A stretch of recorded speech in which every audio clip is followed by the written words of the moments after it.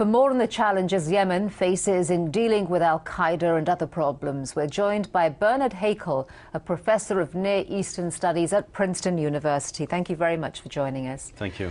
So the Washington Post is saying that the United States is deeply involved in secret military operations in Yemen. According to your sources in Yemen, how successful have these operations been, and what are the chances of al-Qaeda being disabled?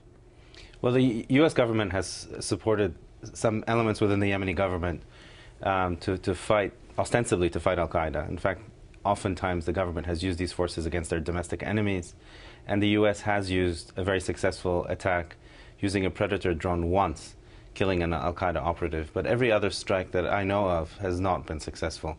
In fact, So this is one out of how many? I'm not actually sure, but I mean, of Predator strikes, we know of one confirmed strike. The others are, the Yemeni government claims it was using its own air force. And the more recent strike, the 4 or 5 that have happened in the last couple of months, have not been successful. Many civilians have died. And al-Qaeda has not been uprooted and will never be uprooted just because of airstrikes. Well, what about all of the assistance that the United States has been giving Yemen? Economic assistance from the West, but also the military assistance and the training in terms of these military operations. Is that going to help root out, control, or bring al-Qaeda under control in the Arabian Peninsula? I don't think so. I mean, I think you have to understand that al-Qaeda's presence in Yemen is, first of all, not necessarily antithetical or in opposition to the Yemeni government. The Yemeni government has used al-Qaeda or elements within al-Qaeda against its domestic enemies. It has had an agreement with them for a long time that they can operate in the country as long as they target outsiders. And it's true that a newer and younger generation of al-Qaeda fighters have come back, and they're less amenable to an agreement with the government. But al-Qaeda is not the first priority of the Yemeni government.